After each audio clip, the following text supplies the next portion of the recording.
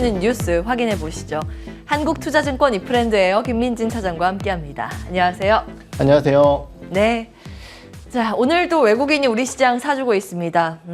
좀 쏠림이 있는 건 아쉽긴 하지만 그래도 집 나갔던 외국인 앞으로도 기대해 볼 수 있을까요? 이 기사 통해서 체크해 보겠습니다. 자, 외국인이 어떤 종목을 샀을까 봤을 때 7월 순매수 상위 종목 SK 하이닉스, 그 다음이 삼성전자입니다. 반도체 일단 사는 모습이고요. 배터리도 담네요. 삼성 SDI, SKI 테크놀로지 담았습니다. 통신주 SK텔레콤 담았네요. 다음 보시죠. 외국인이 이번 달 들어서 바이코리아를 지속하고 있는 상황입니다. 2000년 이후에 8번의 사례에서 PBR 저점을 확인 후에 평균 그래도 4주 후에는 순매수가 잡혔다는 과거 통계가 있습니다.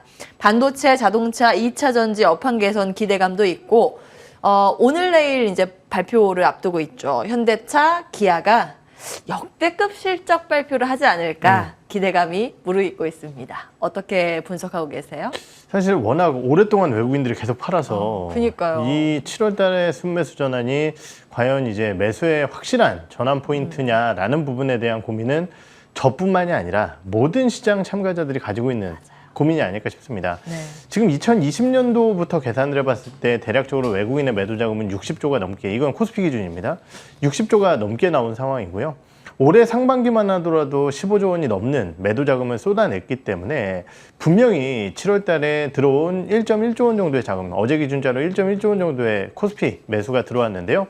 이러한 부분들을 봤을 때 기대감은 좀 가져갈 수 있다라는 평가를 드릴 수 있을 것 같습니다. 그럼 이제 외국인들이 왜 샀을 것이냐, 정말 좋아서 샀을 것이냐, 이 부분인데 그렇다라고 보기에는 지금 전반적인 글로벌 영향이라든지 아니면은 뭐 기업들의 실적 전망치라든지 이러한 부분들이 그렇게 녹록치는 않은 상황이다라는 거죠.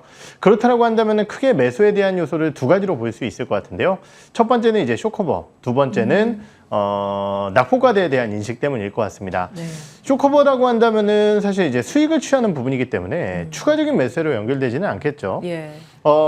낙폭과대도 마찬가지입니다. 낙폭과대라는 얘기는 결국 주가가 어느 정도 올라오게 되면은 그 매수의 흐름 자체가 끊길 수 있다는 부분일 거예요. 그렇기 때문에 여기서 이제 추가적인 매수 흐름을 위해서는 첫 번째, 매수에 대한 자금 자체가 어디 쪽에서 나타나는지, 정말 장기 투자 자금이 나타나는지와 함께 아까 언급드렸던 이러한 요소들, 뭐 우리가 걱정했었던 인플레이션이라든지 아니면은 기업 실적 추정치의 하향이라든지 이런 것들이 좀 해소돼야 된다고 판단을 하고 있고요. 그럼 어떠한 섹터일 것이냐라는 부분인데요. 네. 방금 얘기했었던 섹터들은 다 장점이 하나씩 있습니다. 시장이 좋아진다라고 하면 당연히 반도체 섹터 사야 되고요. 예. 우리나라에서는. 기아, 현대는 워낙 좋은 실적에 대한 기대감이 있고요. 마지막 배터리는 우리나라의 성장을 책임지고 있는 섹터입니다. 그렇기 때문에 이러한 부분들로 외국인들의 매수가 집중되는 것은 당연한 현상이다라고 좀 표현을 해볼 수 있을 것 같습니다.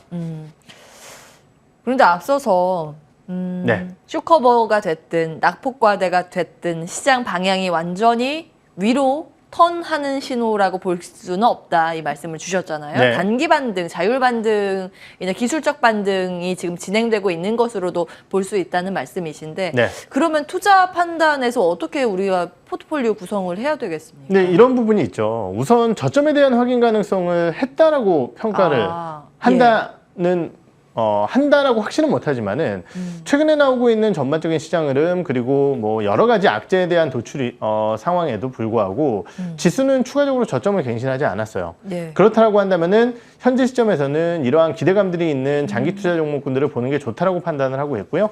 저는 그러한 측면에서 해당 섹터 내에서 삼성 SDI를 주목을 하고 있습니다. 배터리 주목하시는군요. 그렇죠. 예. 아무래도 이제 성장성과 실적을 겸비한 기업을 판단을 해야 되는데, 지금 이제 2차 전지주들 같은 경우는 대표적으로 SK 이노베이션과 LG 에너지 솔루션 얘기를 할 수 있겠는데요.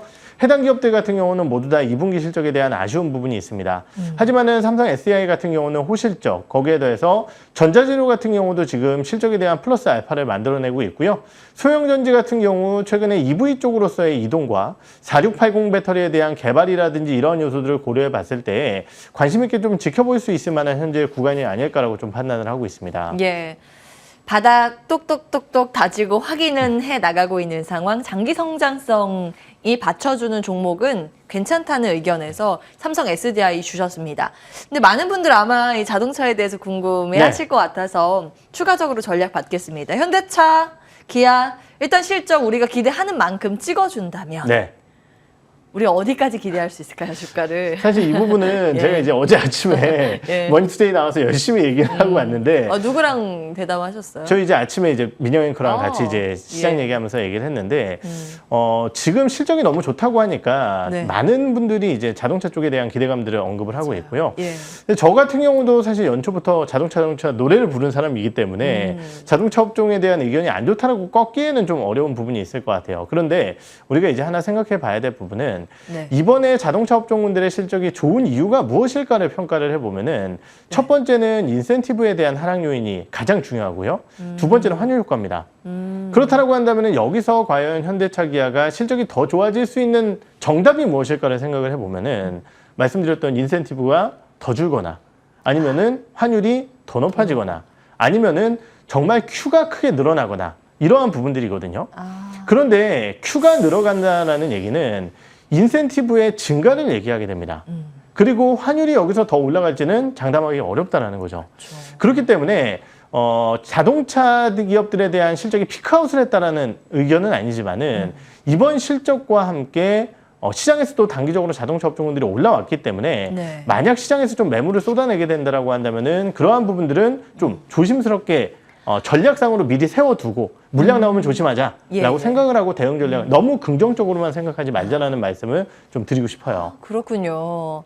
조금 더 확인이 필요한 시점이라고 보셨습니다. 사실 주가는 이제 그 미래를 보고 기대감으로 올라가는 것인데 소문에 사서 뉴스에 팔아라라고 완전히 적용하기는 어렵겠습니다만 일단은 이 확인이 먼저 되는 구간이기 때문에 비중 조절이나 물량 조절이 시장에서 나올지 여부는 먼저 체크를 해야 된다라고 현대차 기아 말씀을 주셨습니다. 한 가지 더요. 네. 삼성전자, SK 하이닉스 관심도가 올라가고 있습니다. 그렇죠. 특히 삼성전자 같은 경우에는 5만 전자 내려갔다가 5만 5천 원까지 밀렸다가 지금 6만 전자 회복을 하니까 다시 이게 참 사람 마음이 그런 것 같아요. 그때 샀을 걸 하는 분들이 많이 계시더라고요. 네, 종목 토론방에 그런 게 많이 올라와서 앞으로의 방향성을 어떻게 잡으면 좋을까요? 근데 저는 신규 매수 자체는 굉장히 어려웠다라고 생각을 해요. 뭐 여러 차례 말씀드렸지만은 이 자리에서 삼성전자 못 사면 언제 삽니까? 이런 얘기 참 맞아요. 시장에서 많이 했지만은 쉽지 않거든요. 그리고 지금 거래대금이나 이런 것들 보면은 해당 기업들에 대한 관심도가 극도로 떨어져 있다는 것도 많이 보실 것 같고요. 예. 특히 이제 개인들이 좀 스마트한 개인들이 좀 많이 생겼죠. 그러다 보니까 올라오면 던집니다.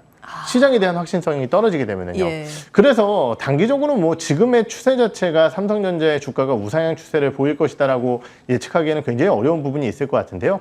그럼에도 불구하고 아까 말씀드렸듯이 그러면은 이 가격이 아니면 삼성전자를 언제 사? 네. 라는 의견. 두 번째로는 결국은 이제 업황에 대한 저점 확인은 연말까지 이어질 가능성이 높다라는 측면이고 일반적으로 주가라는 것은 업황에 대한 저점 타이밍보다 먼저 회복된다라는 측면. 이러한 부분들로 봤을 때 삼성전자도 어느 정도 저점 회복에 대한 가능성이 높지 않나 이렇게 예. 좀 평가를 드릴 수 있을 것 같습니다. 네. 지금 유튜브 채팅창에 휴식 공간님께서 반도체 가즈아 이렇게 올려주셨는데 가즈아까지는 아니더라도 그래도 하반 경쟁은 확보했다는 말씀이시죠? 네, 예. 정리하겠습니다. 자, 첫 번째 기사 통해서 반도체, 자동차, 2차 전지까지 체크해봤고요. 두 번째 기사를 통해서 신재생 에너지 섹터 확인해 보시죠. 자, 바이든 대통령이 선글라스를 이렇게 고쳐 쓰고 있습니다. 기후변화 비상 상황이기 때문에 지금 인프라 확충에 3조 원을 투자해야 하지 않을까, 그럴 거다 언급을 한 모양입니다. 사실 이제 법안이 문제인데 이게 조만간 행정명령 등의 추가 조치 발표 가능성이 계속 보도는 되고 있습니다. 다만 이제 민주당에서 단 한 명이라도 이탈할 경우에 사실상 이게 법안 처리가 불가능할 것으로도 보이기 때문에 이 법안 처리에 대해서는 계속 체크는 해보셔야겠습니다만 멕시코만 인근의 풍력발전 시설 건설 계획도 있고 계속해서 이제 당초부터 사실 바이든 대통령은 신재생 에너지 그렇죠. 밀어주기 정책을 해왔던 인물이기 때문에 네. 그 기대감을 유효한 것인가 체크해 주십시오. 우선 이제 의지는 굉장히 강력하죠. 물론 예. 이제 법안이라는 것이 통과가 돼야 움직임을 가져가지만은 나는 대통령의 권한으로 비상사태까지 선포를 하면서 이거 통과시키겠다라는 의지도 피력을 한 적이 있습니다. 그렇기 때문에 이러한 부분들에 따른 이슈는 결국 이제 정치적인 이슈이기 때문에 이 법안을 통과시키기 위해서 뭘 하나를 공화당에 던져주게 된다라고 한다면은 또 생각보다 쉽게 통과가 될 수 있는 거거든요. 오, 예. 반면에 안 된다라고 한다면 그게 골치 아프지만은 그것에 대한 처리책도 바이든 대통령은 아까 말씀드렸던 비상사태 선포라는 처리책으로 의지를 밝히고 있습니다. 예. 그렇기 때문에 말씀드렸듯이 그럼 공화당 입장에서는 아무것도 안 받고 그냥 통과시켜 줄래? 아니면은 뭐 하나라도 받고 절차적으로 통과를 시켜줄까? 라고 한다면은 예. 후자의 가능성이 있다라는 거죠. 그렇기 때문에 이러한 부분들에 따른 기대감들, 법안 통과에 대한 기대감이 있고 그럼 법안 내용에 어떤 것들이 들어가 있느냐라는 부분일 것 같은데요. 뭐 주요 내용 자체야 멕시코만 인근에 해상풍력 타워를 설치하는 것 그리고 저소득층에 이제 냉난방비 지원하겠다라는 이슈들일 것 같은데 주식시장에는 아무래도 전자에 대한 이슈가 훨씬 더 크게 작용을 할 겁니다. 그렇기 때문에 이러한 부분들에 따른 풍력 관련주 최근에 어떻게 보면은 풍력 터빈 쪽에 대한 수주 감소라든지 아니면은 인플레이션에 따른 비용 우려 때문에 조금은 어려운 모습을 보이고 있지만은 이러한 내용들이 또 하나의 기대 모멘텀으로 작용하지 않을까라는 생각을 할 수 있을 것 같아요. 예. 여기에 이미 이제 풍력에 대해서 언급이 나왔기 때문에 풍력에 대해서 투자 아이디어 주실 것 같은데 네. 어떤 기업이 괜찮을까요, 국내에서? 네, 저는 이제 삼강MNT라는 기업을 준비를 해봤습니다. 물론 이제 우리나라의 풍력 관련주라고 한다면 대장주는 당연히 이제 CS윈드라는 기업일 것 같은데 해당 기업 같은 경우는 아무래도 물류 비용이라든지 전반적인 이제 시장에 대한 비용 압박과 함께 실적에 대한 우려감들이 좀 크다라는 거죠. 그러한 측면에서 조금 더 가벼운 섹터라고 할 수 있는 하부 구조물 쪽에 삼강MNT에 대한 기대감이 높다라고 평가를 드릴 수 있을 것 같습니다. 물론 아까도 말씀드렸지만 풍력 관련주들이 전반적으로 어려움을 겪고 있는 가운데 나 혼자 가겠다 이거는 쉽지 않은 상황이다라는 거죠. 하지만은 지금 바이든 대통령의 해상풍력 이슈 그리고 이 부분을 떠나서 삼강MNT 같은 경우는 지금 대만 쪽에 하부 구조물 쪽에 대한 전반적인 수주량을 꽤 많이 늘려나가고 있는 상황입니다. 이러한 것들을 종합적으로 고려해 본다라고 한다면은 하부 구조물 쪽에 대한 수주 증가 그리고 이러한 부분들에 따른 실적 증가가 기대된다라는 거고 지금 삼강MNT의 전반적인 사업부별 매출 비중 사업부별 영업이익률을 살펴봤을 때 하부 구조물 쪽에 대한 영업이익률이 조금 높은 것으로 판단이 되고 있어요. 추정이 되고 있습니다. 그 얘기인즉슨 하부 구조물 쪽에 대한 매출액이 늘어나게 된다라고 한다면은 전사 영업이익률도 좋아질 수 있다라는 측면이겠죠. 이러한 것들을 고려해봤을 때 삼강MNT 한번 관심 있게 보도록 하겠습니다. 네. 그동안 정말 타워가 우리나라에서 주목을 많이 받았는데 CS윈드였는데 하부 구조물로 관심이 이동하는 듯한 분위기입니다. 삼강MNT 주셨고요. 저 한 가지 조금 더 추가 질문 드리고 싶은 게 어차피 이제 신재생 에너지와 다 묶여 있는 거니까 태양광 쪽은 어떻게 보시는지 한때 태양광 좋다 이야기가 많이 돌았었는데 요즘 그만큼의 기대감을 안는 시세는 안 나오는 것 같거든요. 우선 뭐 아무래도 이제 이러한 친환경 쪽의 전반적인 법안 통과의 주춤이라든지 이런 것들이 사실 다 영향을 미치고 있는 것 같아요. 그런데 이제 뭐 여러 차례 말씀드렸지만은 최근에 나타나고 있는 여러 가지 정책적인 요소들, 뭐 중국이나 유럽이나 아니면 미국에 대한 태양광 쪽의 전반적인 발전 계획의 상향이라든지 이런 것들을 볼 때 관련 밸류 체인에 대한 기대 요인은 있다라고 판단을 하고 있고 여러 차례 말씀드렸지만은 폴리 가격이 강하면은 OCI, 폴리 가격이 약해지면은 하나솔루션 이렇게 이제 눈높이를 좀 바꿔보시는 게 좋으실 것 같습니다. 예, 폴리실리콘이죠. 예. 예. 그 가격에 대해서 올라가고 내려가는 거에 따라서 수혜가 또 달라지네요. 종목별로 체크해 주셨습니다. 한국투자증권 이프랜드 에어 김민지 차장과 함께 기사 체크해 봤습니다. 고맙습니다. 네.